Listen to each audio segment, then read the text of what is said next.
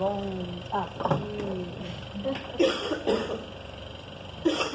dia a todos. Que a paz, que o amor do Senhor Jesus nos envolva, juntamente com essa espiritualidade que já preparou tudo para nos receber. Como é bom, gente? Como é bom ser amado. E nós sabemos que eles nos amam, independente do que somos. Eles nos amam. Eles aceitaram essa incumbência do Pai e de Jesus. Aí a gente lembra até um pouco quando Jesus, conversando com Pedro, preparando Pedro para a sua partida, ele pergunta a Pedro se Pedro o amava, E aí Pedro diz que sim.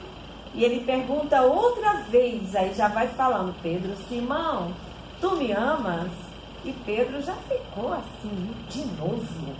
E ele, sim, Senhor, te amo. E mais uma vez, Jesus agora fala bem mais, com profundidade, e pergunta, Pedro, Simão, filho de... esqueci agora o nome do pai. Mas vem. E aí Pedro estremece. Por quê? Porque Jesus não confiaria o cuidado dos seus irmãos necessitados a qualquer um. É igual à espiritualidade. Se nós estamos aqui sobre o amparo, a proteção do nosso querido Dr. Erma, é porque o Senhor confia e sabe que Ele pode nos ajudar. E cabe a cada um de nós fazer a nossa parte. Se a gente para pensar, ao amanhecer o dia, viu que dia lindo que nos recebe, que nos acolhe? Para uns, está irritado por causa do sol, Para outros, não. Quando a gente sabe que tudo o que Deus cria é para o nosso bem, ao nosso benefício, a gente vai aprender a ser grato, até diante da dor que nos chega. É o momento que estamos nos reciclando, nos melhorando, nos preparando para coisas melhores. E essa mensagem, é interessante, a gente não pode começar já de lá, tem que voltar um pouco. Quando fala que a vossa mão esquerda não saiba o que dá a vossa mão direita. No início, quando a gente começa a estudar, a gente parou, pensou, o que quer dizer? Mas como é que eu vou fazer? Eu tenho duas mãos, se eu tirar uma, como é que fica? A gente já pensa no material, E aí a gente vai amadurecendo e vai entender. Vamos nos colocar no lugar do necessitado? Como é que nós gostaríamos de ser atendido, de ser ajudado? É o outro chegar, A Eloá lá, a Elione vai chegar lá e dizer assim, a Niete está numa necessidade, eu tenho que ajudá-la. Uma coisa é ela buscar os companheiros para se unir, para me ajudar. Outra coisa é divulgar e mostrar que ela é boazinha. Que nem assim que nós fazemos. Nós somos assim ainda, mas vamos mudar. Porque o que está na necessidade, gente, para pedir dói. Nós ainda temos orgulho. Nós estamos encarnados e quase sempre aquele que está vindo em situações muito difíceis, quanto também o que está numa vida mais em abundância, todos nós estamos vivendo o quê? Provas, Como é que você está nessa prova de necessidade? Como é que você está na tua prova que você tem condições de ajudar? O que você está fazendo? Então tudo isso é para a gente questionar em nós mesmos. É para a gente parar para pensar o que é que eu tenho que fazer. A gente estava até falando ali no início, a questão que a gente não veio só com o passaporte, Viemos também e que temos que dar muito mais valor ao carteira profissional. O passaporte faz parte. Porque se a gente para, a lei de Deus, quando permite toda essa beleza, tudo isso é para que os seus filhos possam desfrutar sem abuso. Tudo tem um limite. O que está o erro é quando saímos desses limites, entramos no abuso. E aí, quando diz assim, fazer o bem sem ostentação, é isso, que a vossa mão esquerda não saiba o que faz a mão direita. E a gente tem Jesus como parâmetro para tudo isso. Vamos lembrar, quando se aproxima de Jesus, os 10 leprosos, né?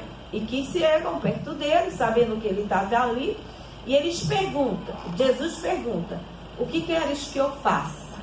Queres que eu te cure? E eles dizem que sim. E Jesus diz: então vais e não fale disto para ninguém, mas te apresenta. Porque eles estavam tirados do convívio do povo, pela lepra. Não podia conviver, então ele estava vivendo à parte, nem com a família eles viviam. E aí eles vão aparecer limpo. Para quê? Para que fosse visto, né, o que estava prescrito lá no Evangelho, através dos profetas que vinham antes anunciando a chegada do Messias. Mas Jesus diz assim: a tua fé te curou. Jesus não disse que foi ele quem curou. Humildade. Porque ele não fazia nada e nem faz nada que a gente não queira e não permita. E a gente orgulhosamente diz: olha, eu sou médio de cura. Nós temos o fluido curador. Porque na verdade vai existir uma série de situações aí. Primeiramente vai entrar o merecimento de quem está recebendo.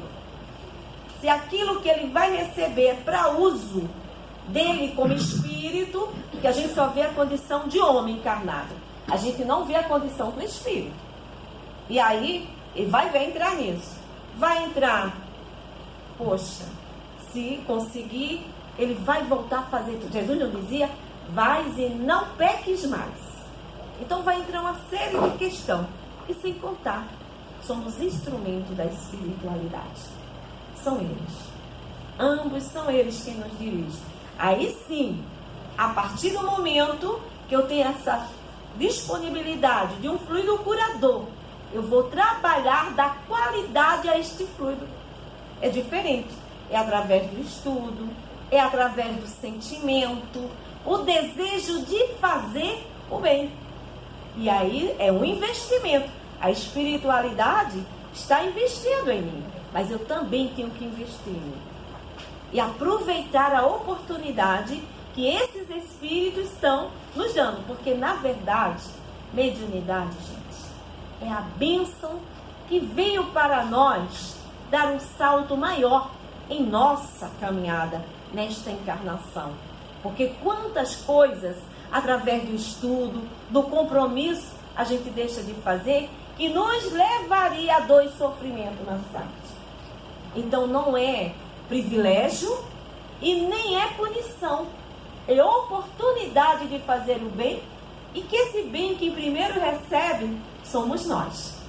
E aí, voltando agora, né, ao estudo de hoje, quando fala dos infortúnios ocultos. Nós estamos vivendo agora uma situação, como sempre.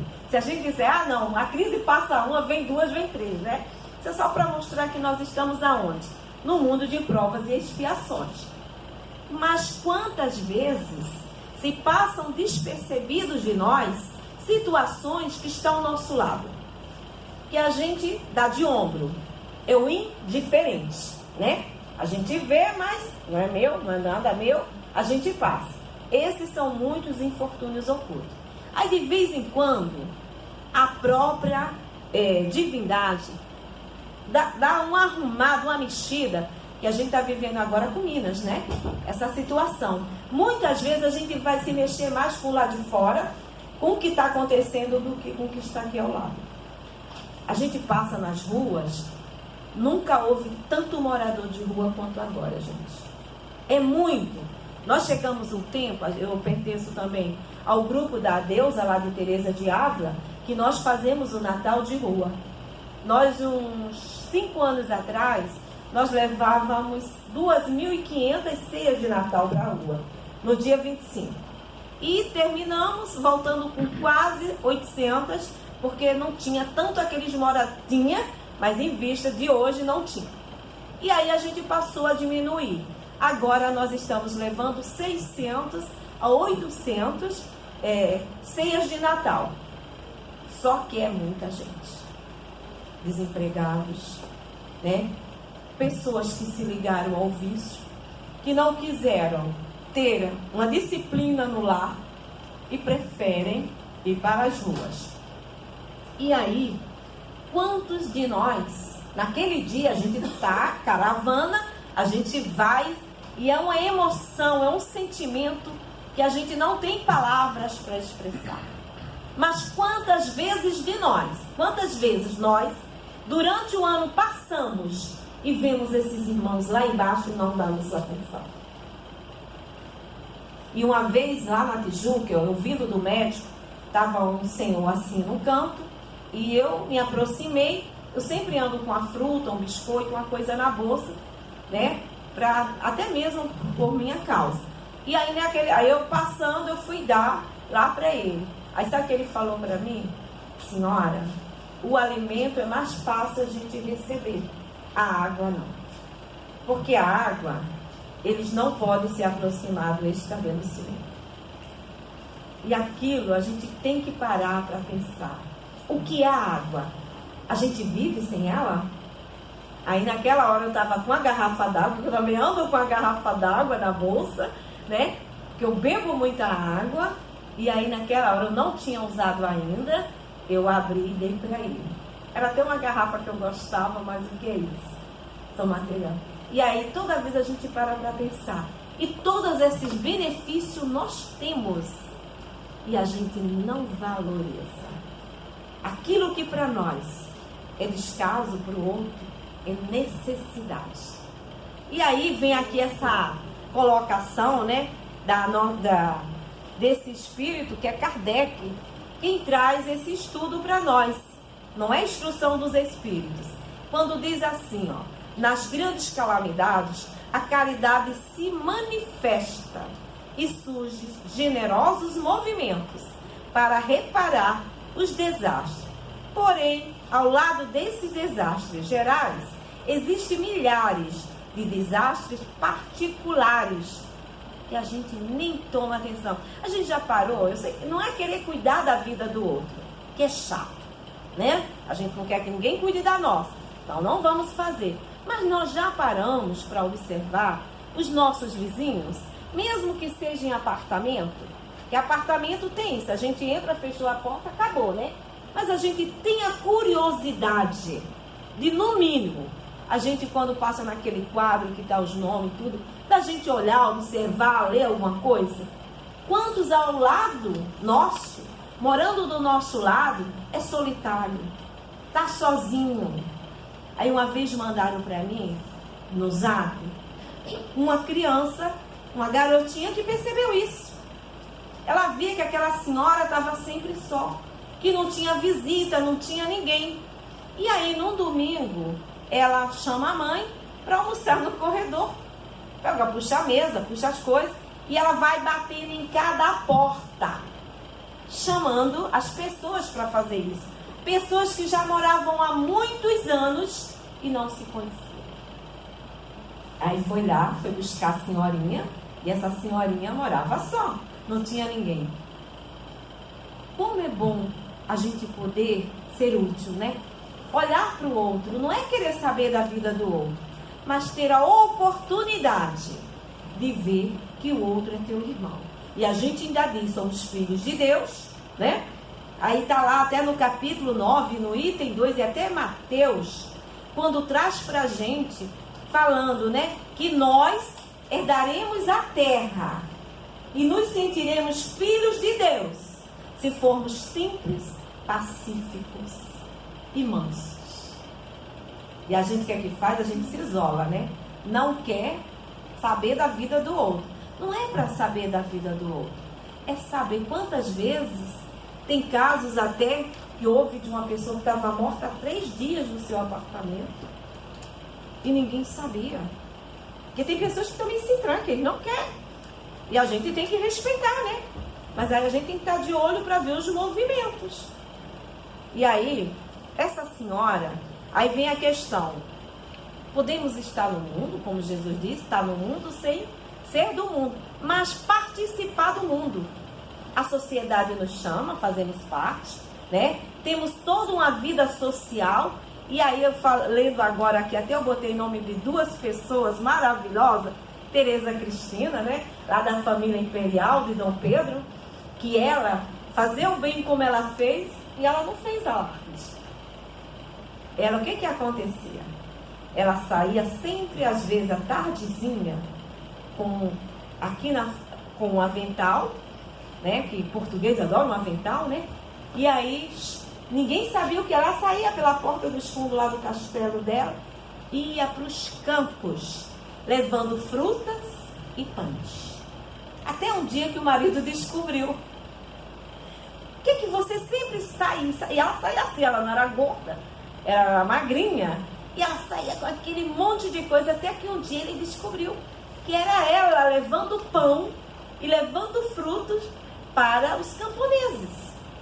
E quando ela retornava radiante e com um perfume de flores, que ninguém sabia de onde vinha aquele perfume. Aí eu lembrei também de Irmã Clara. A gente adora o Francisco de Assis. Mas se a gente parar para pensar, o grande iniciado nisso foi Clara. Clara, ela foi criada pelos tios, né? E era da mesma aldeia ali em Assis. E ela sempre, a tia dela fazia aquelas broas, tudo aquilo, ela levava para os campos onde estavam escondidos os leprosos. E Francisco tinha pavor de lepra. Ele morria de medo de ter contato com os leprosos. E aí ela ia, até que um dia ele segue ela. E ao seguir, ele vê quando ela chega bem, é muito distante mesmo da onde eles moram, nos campos, né? E ela grita: irmãos, irmãos, cheguei, irmãos. E com alegria, com aquele envolvimento. E aí quando ele se desespera, que ele vem escondido, vê o que ela fazia, tanto no campo, e vê aquele monte de gente vindo, sem orelha, sem nariz, com o corpo todo em frangalhos, tudo muito sujo, sanguíneo. E aí ele fica em desespero. E ele grita: Clara, Clara, volta, volta. Aí ela: sai daqui, agora. São meus irmãos.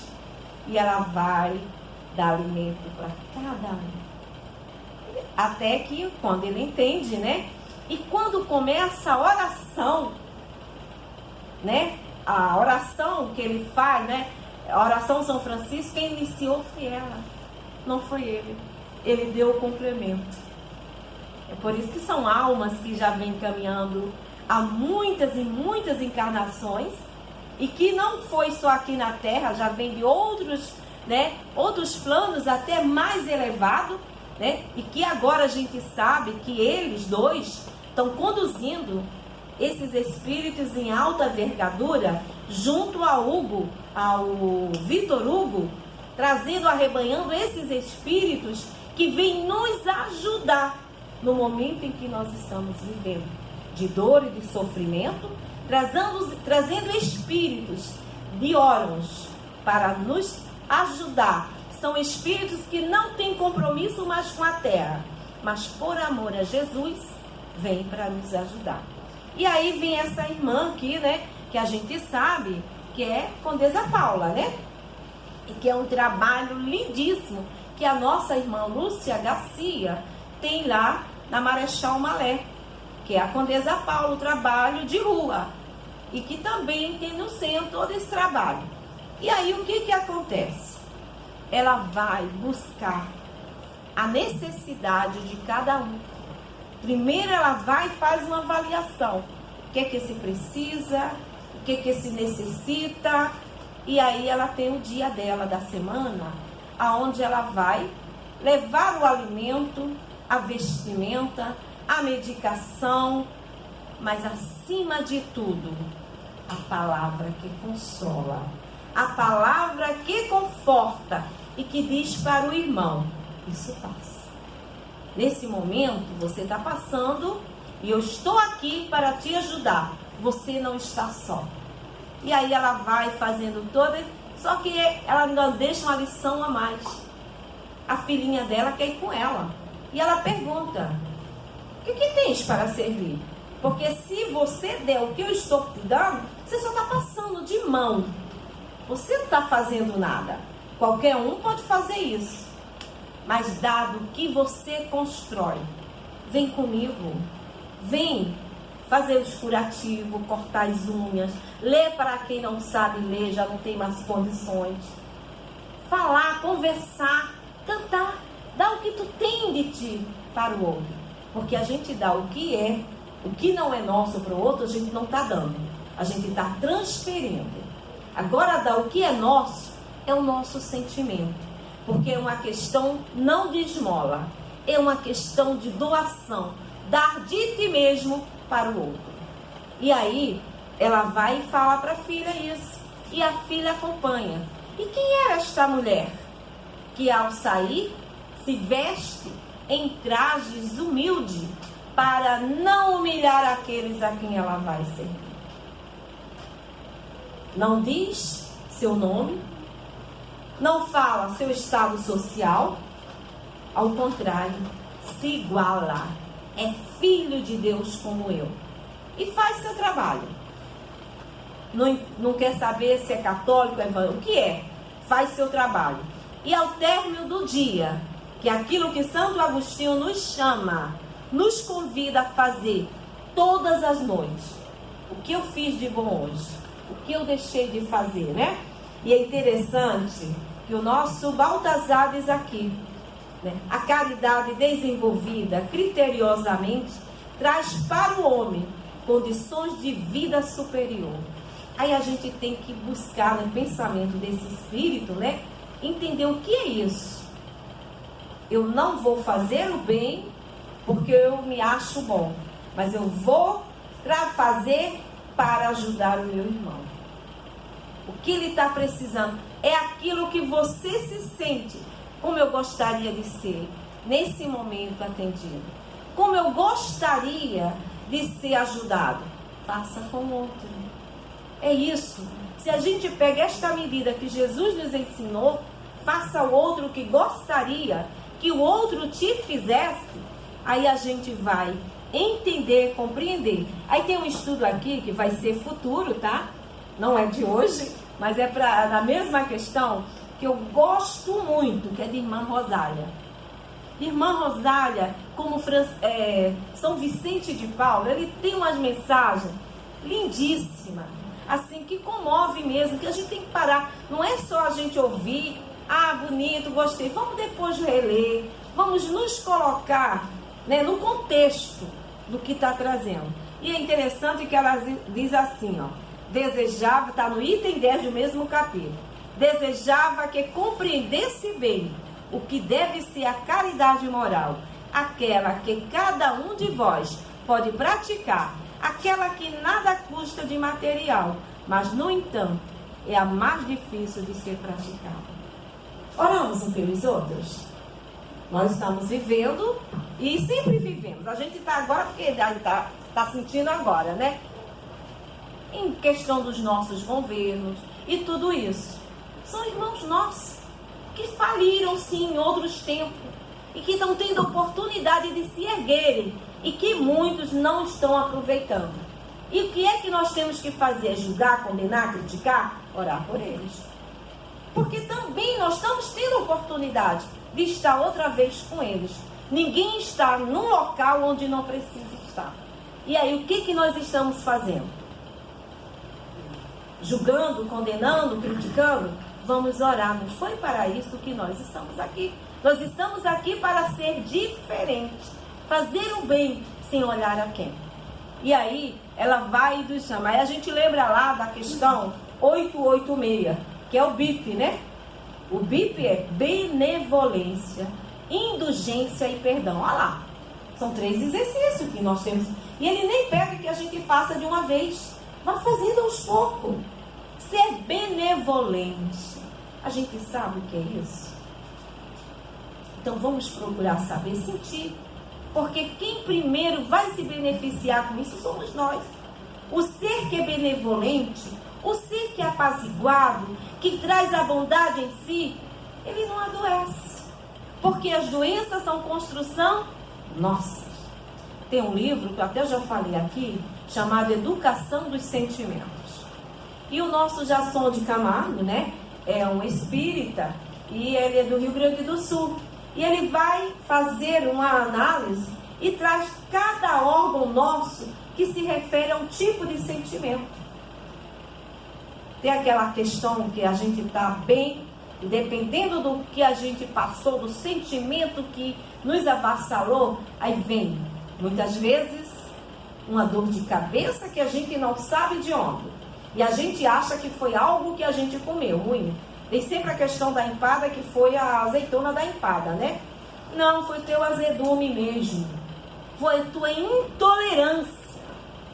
Foi aquele sentimento que você vai e joga para o outro, e que antes de sair para o outro, ele está em ti. Então vamos nos ver, vamos nos observar. A gente quer ter saúde, a gente quer ter a paz. O que é que Jesus falou? A minha paz eu vos deixo. A minha paz eu vos la dou, não como o mundo a dá, mas como eu recebi do Pai, passo para vós. Ou seja, vamos conviver um com os outros, respeitar a cada um e ajudar naquilo que você possa fazer. É isso. Porque ninguém conserta ninguém, a gente tem que consertar a gente, não é o outro. A gente não conserta filho, a gente não conserta marido nem mulher, ninguém. A gente tem que consertar a gente mesmo. Aí sim, a partir deste momento que eu começo a me analisar, que eu começo a me modificar, o outro percebe. E ao perceber, ele vai, o que está acontecendo? Ah, é, baixinha. Não é só você que vai beneficiar disso, não. Vou saber o que você está fazendo. E aí a pessoa vai. Então, somos o quê?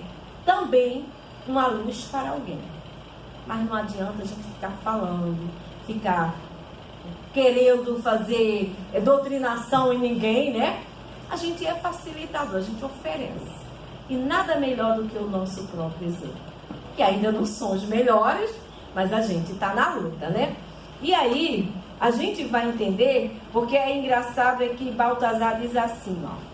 Trabalhador ideal é aquele que se dispõe em todas as oportunidades de sua vida a ajudar o próximo na medida de suas forças e possibilidades. Nós somos aqueles que temos que aproveitar as oportunidades. Nós estamos em um centro espírita. Quantas necessidades são dos centros?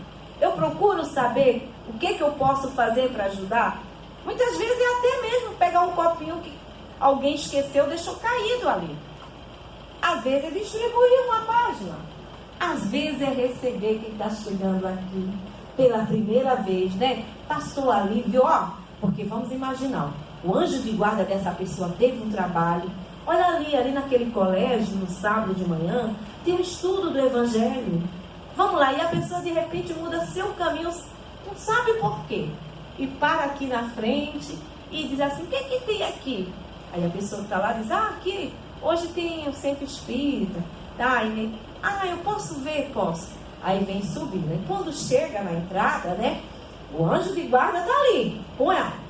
Que o que vai receber, dependendo de como ele vai recepcionar, essa pessoa entra no outro. Então, são oportunidades que nós temos de servir. E aí que não requer nada, não quer nada material nosso.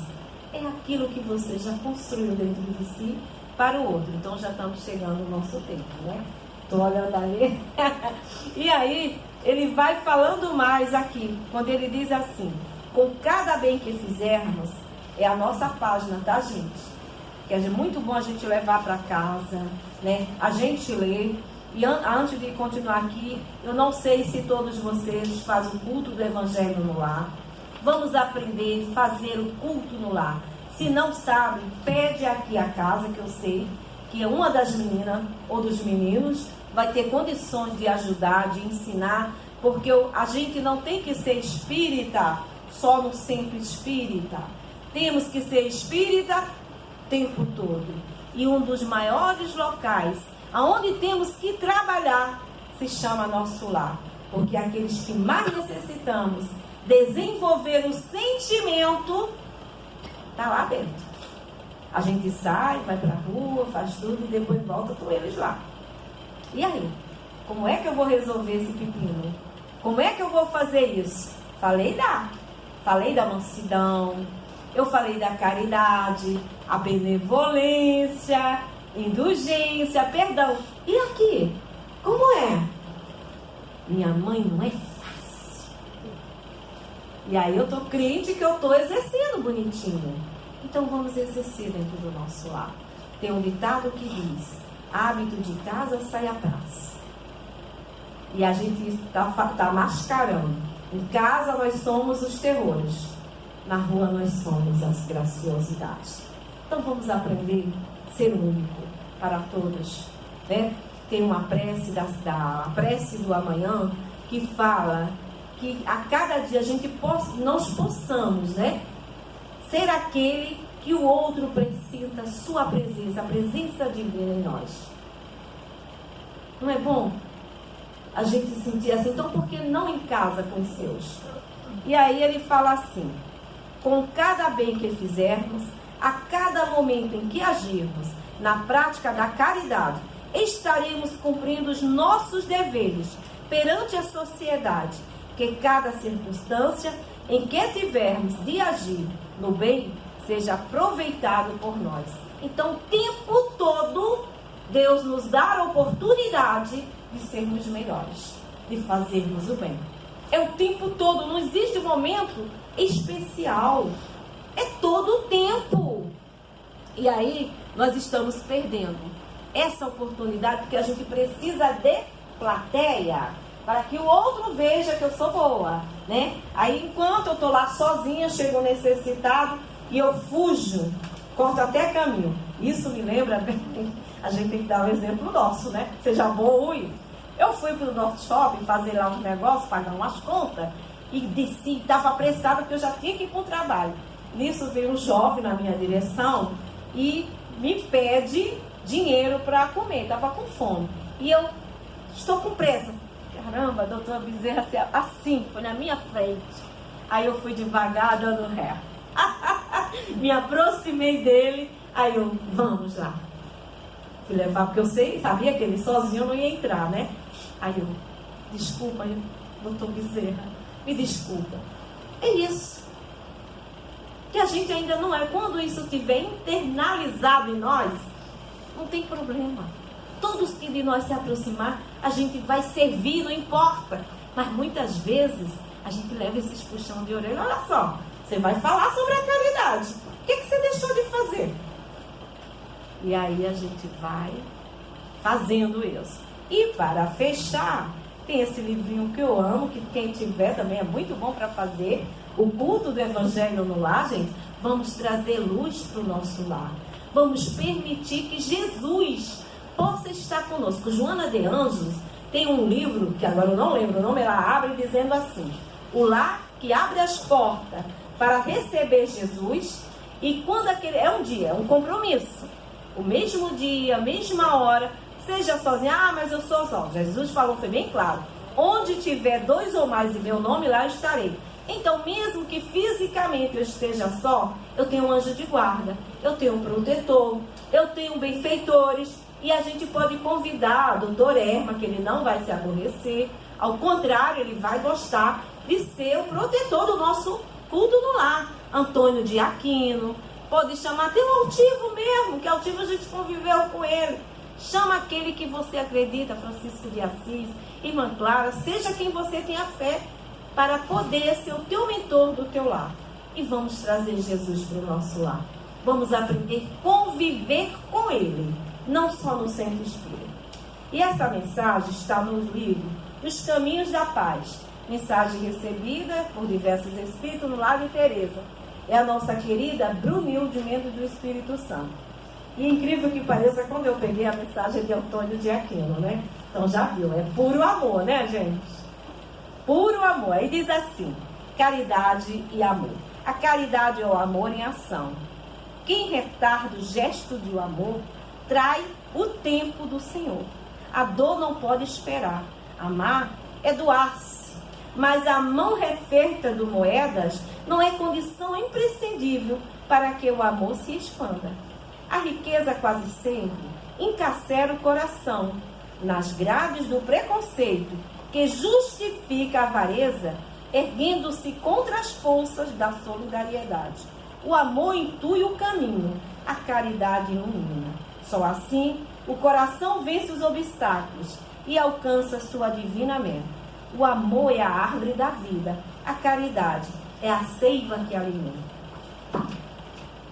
Sem a seiva da caridade, a árvore se estiola, negando-se a frutificação. Ama, e a caridade como o sol despertará no horizonte de tua vida, inundando de luz a intimidade do teu ser. Aquele que ama jamais andará em trevas e jamais permanecerá sozinho. O amor de Deus o iluminará e Jesus lhe será a permanente companhia. Então, vamos aprender a amar com todos os defeitos que o outro tem, porque a gente não vai ver o erro do outro, a gente vai buscar ajudar. O que ele faz com que ele... Aí é diferente. Então, a gente sente quando é hora da gente servir alguém. Tenha certeza, quando a gente acorda de manhã, que o nosso primeiro pensamento seja de gratidão a Deus. E pedindo sempre a Ele que possa nos intuir através dos seus mensageiros, para que a gente possa agir em seu nome, porque é assim que se faz um mundo melhor. E caminhamos para um mundo de regeneração. É necessário que a regeneração esteja em nós. Muita paz, muita luz com Jesus e um bom final de semana.